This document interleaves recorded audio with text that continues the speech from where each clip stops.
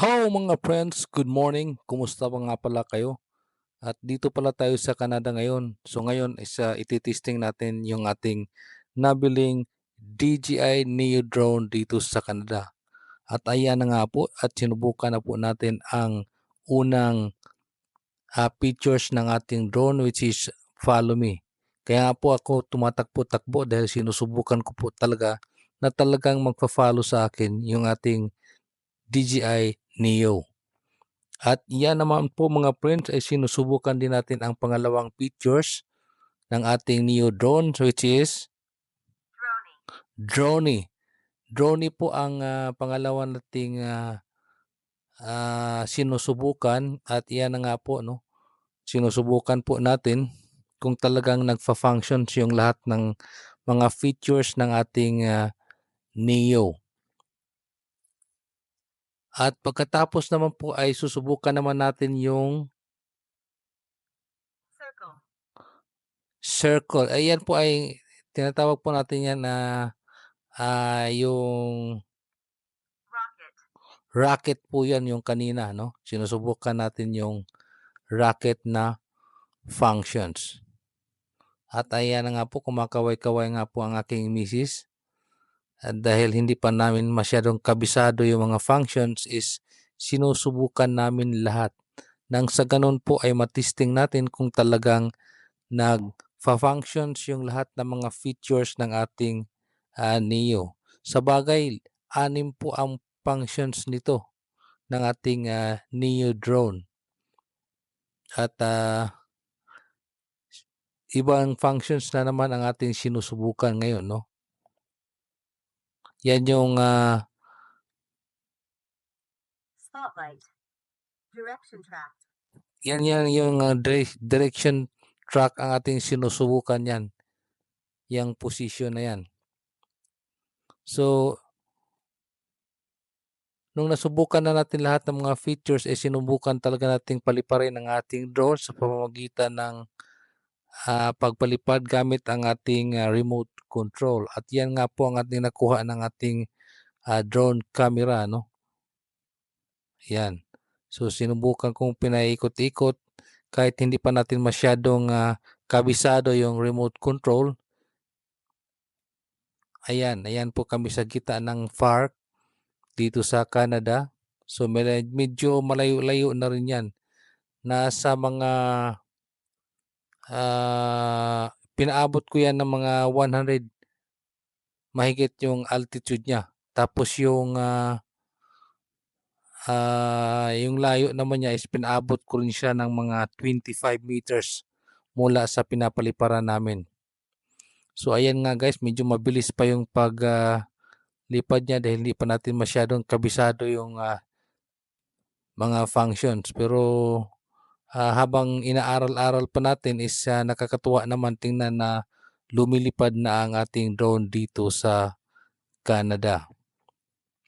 Ayan nga guys, makita nyo mayroon pang mga snow na natitira, no? So kasi spring po to siya nung kinunan namin. Ngayong latest lang po ito ngayong March and April 2025. Dito yan sa Canada, no? Yan, pinaikot-ikot ko pa si Mr. Drone at nakikita pa natin yung mga snow sa mga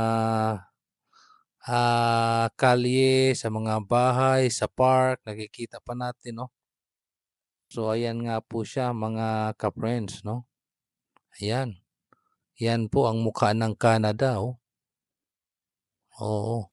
Yan nga po yung mukha ng Canada, 'di ba? Napakaganda tingnan. Ayan, yan yung park. So diyan kami banda, no, nagpaikot-ikot. Kasi nung time na yan is nagpipictorial po kami. Nagpipictorial po kami ng mga anak ko. Kasi buntis yung anak ko dyan, hindi pa siya nanganak. So dyan po kami gumagawa ng pictorial. Kumuha po talaga kami ng photographer. So pagkatapos namin ng pictorial is pinalipad nga namin yung ating drone na yan. So ako po yung nagko-control, yung son-in-law ko po yung taga-video. Ayan po, no? So yan. Medyo makapal-kapal pa dyan banda yung yellow. Yan. Yan, tingnan mo naman yung misis ko. Medyo excited pa siya sa mga snow kahit malamig. Ayan po.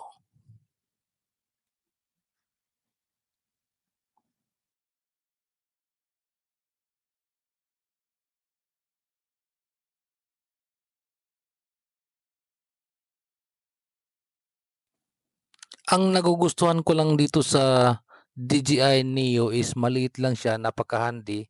Tapos hindi mo na siya kailangan ng permit kung sakaling gagamit ka sa US or Canada kasi maliit lang siya. Ano lang to siya, 135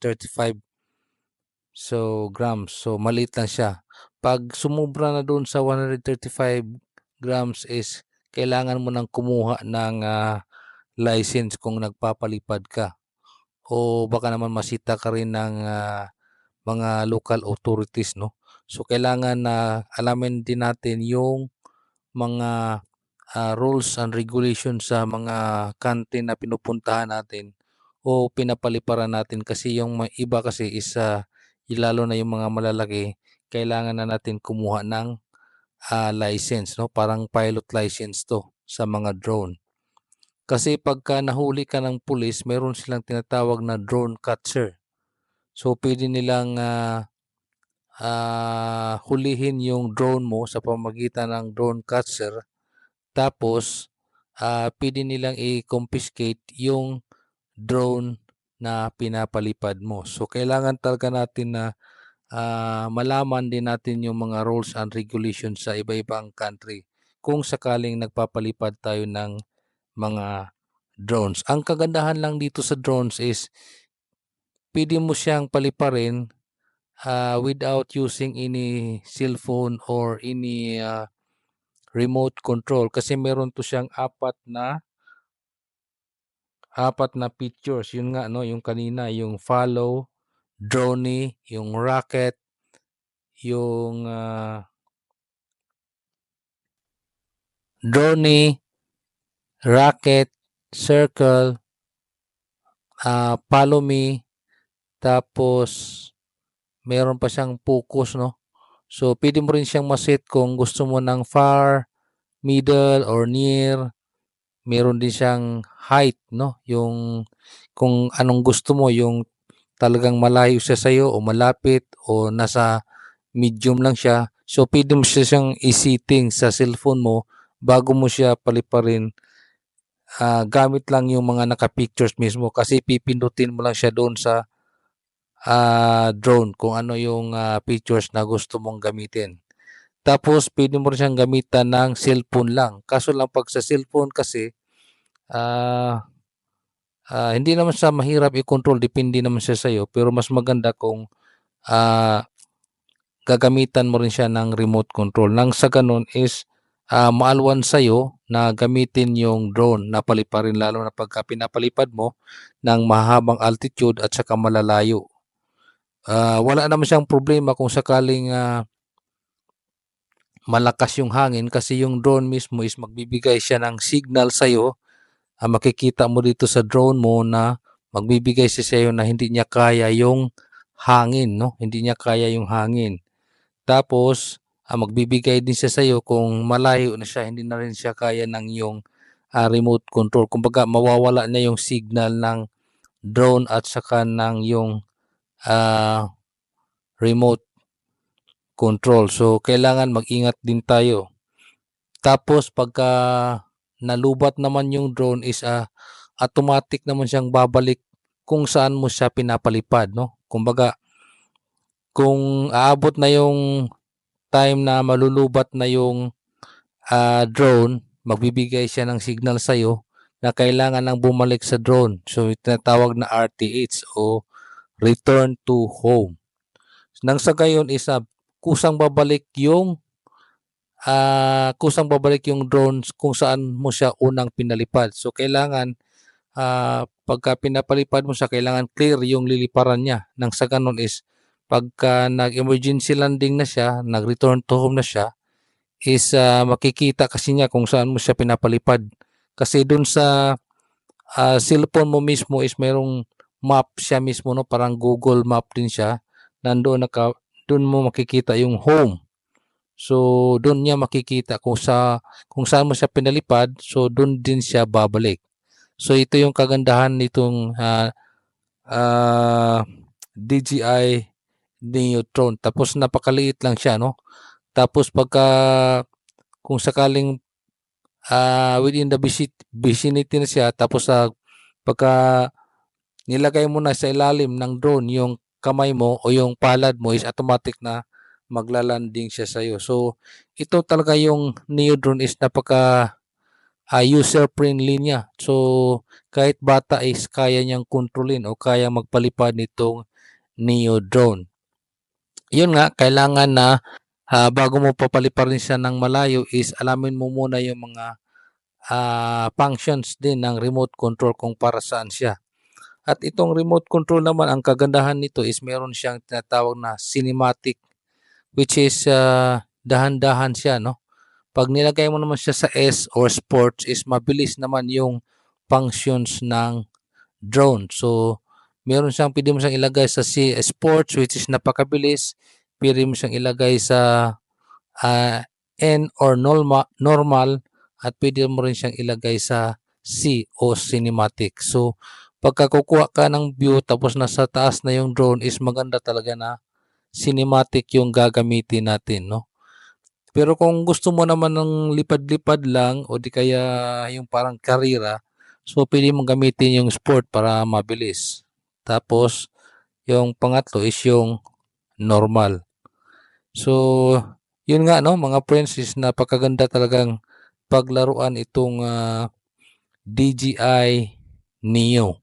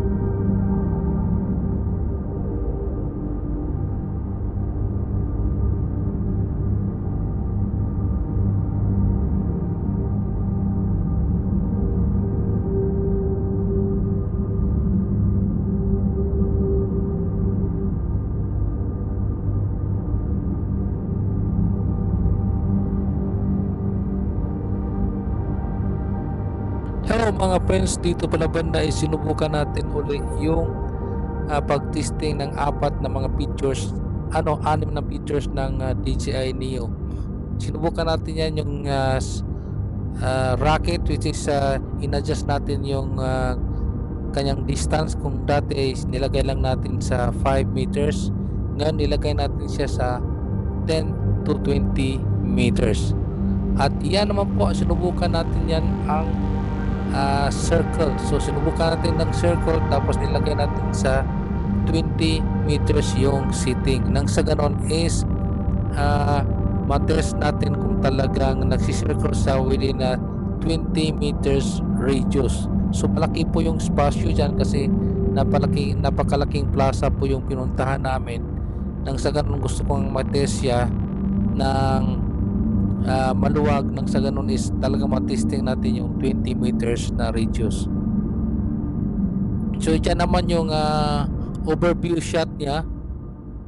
Yan, overview shot niya. So makikita natin na lumilipad yung DJI Neo natin doon lang mismo sa pinakatapat natin, no?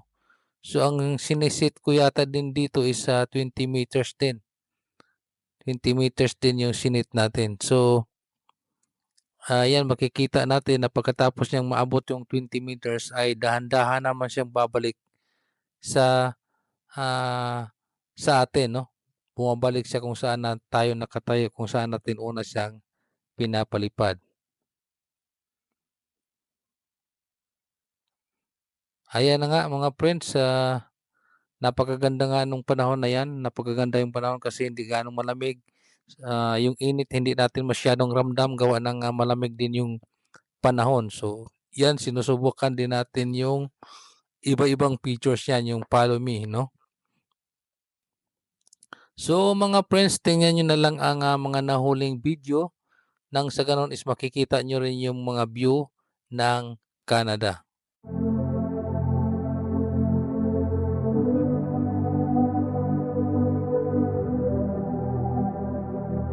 Yeah.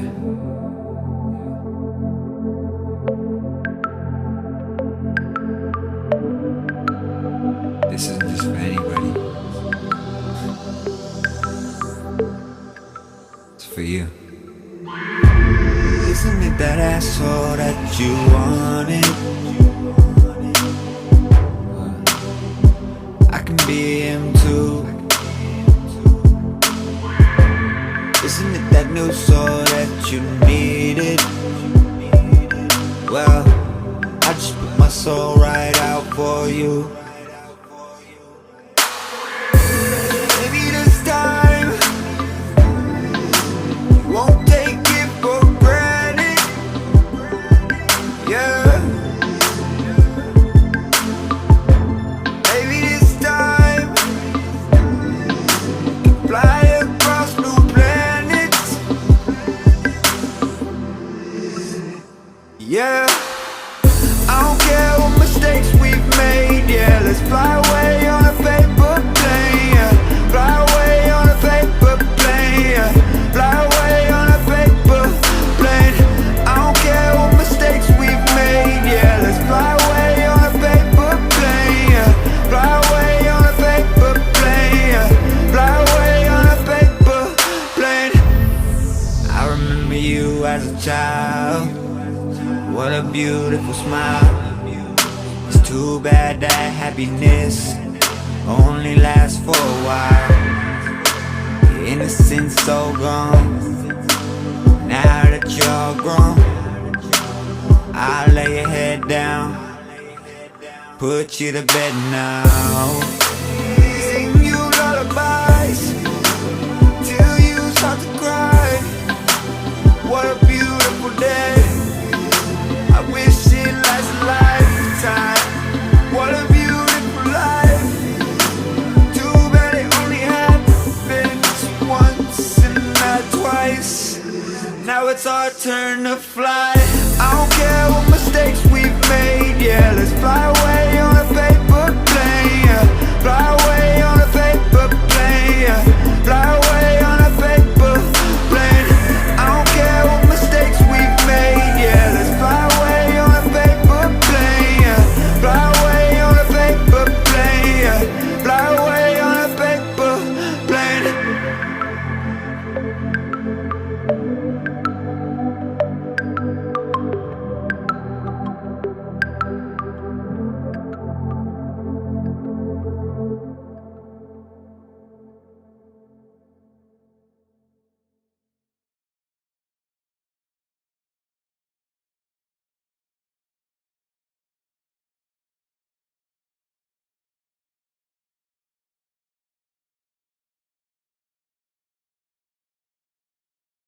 Maraming salamat mga friends sa iyong pagsubaybay. Sana mag-subscribe kayo sa ating YouTube channel at hanggang sa muli at sa susunod na video. Maraming salamat.